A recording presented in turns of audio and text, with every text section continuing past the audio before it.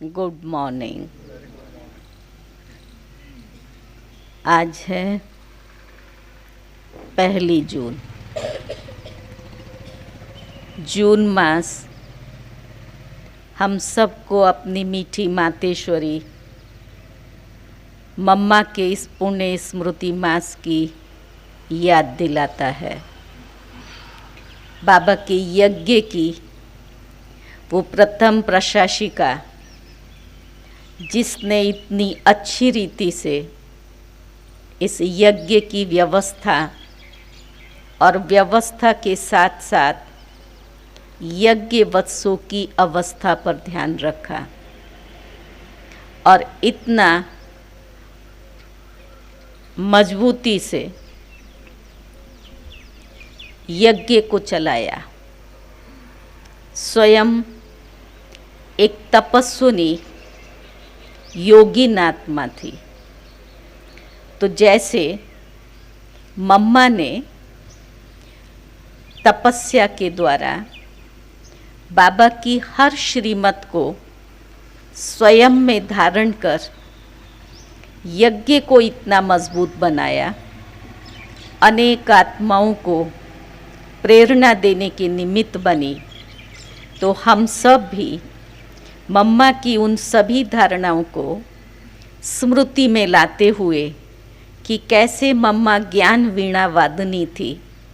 ज्ञान के एक एक महावाक्य पर मम्मा का बहुत गहरा चिंतन चलता था और उस चिंतन को जब वो दूसरों के सामने रखती थी, जैसे वीणा के तार की झनकार होती है और वो सामने वाले को मंत्र मुग्ध कर लेता है, ऐसे मातेश्वरी के मुख से निकले हुए वो मंथन का मोती या मंथन की झनकार जो सामने वाली आत्मा को निश्चय बुद्धि बना देती थी।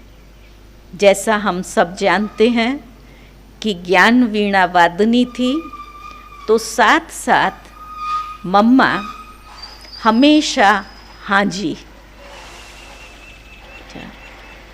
मम्मा ने कभी भी किसी बात में क्या, क्यों और अब नहीं, पीछे वो नहीं कहा।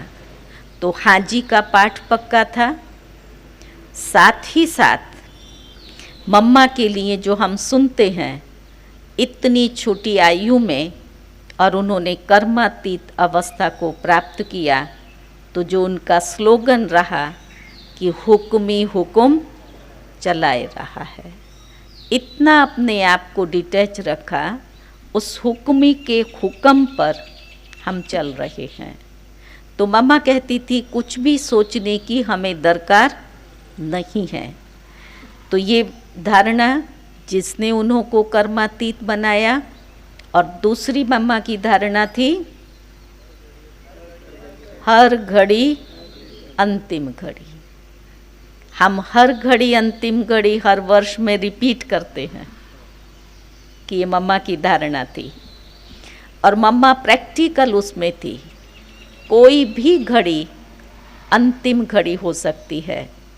तो जैसे अंतिम घड़ी के लिए मनुष्य तैयार रहता है, ऐसे मम्मा ने अपने बैगेज को समेटा हुआ था, बुद्धि से उपरांत थी। तो आज जब ये स्मृति मास आरंभ हो रहा है, तो हम सब भी ये एक दृढ़ संकल्प करेंगे कि सारा ही मास ज्ञान और योग, इन दोनों बातों पर हम विशेष अटेंशन रखेंगे। वो ज्ञान वीणा वादनी थी, तो हमें भी, और ऐसे भी ड्रामा अनुसार मास्टर मुरलीधर का जो ग्रुप बना है, जिसमें आपको हर रोज की मुरली को भरना है प्रश्नों को, तो उसी लक्ष्य से सुनेंगे और उसकी गहराई में जाएंगे। और साथ ही साथ विशेष, जैसे मम्मा 2:30 बजे उठ कर के तपस्या करती थी, हम 2:30 बजे भले ना भी उठें, लेकिन अमृत वेले को शक्तिशाली ज़रूर बनाएं, क्योंकि ये वो वरदानी समय है जबकि चारों तरफ साइलेंस है, मन बुद्धि भी शांत है। तो हम बाबा से उन वरदान और शक्तियों को सहज रीति से ग्रहण कर सकते हैं। तो ममा की इन धारणाओं को स्मृति में रखते हुए प्रैक्टिकल में लाने के लिए हम सब दृढ़ता से संकल्प करेंगे।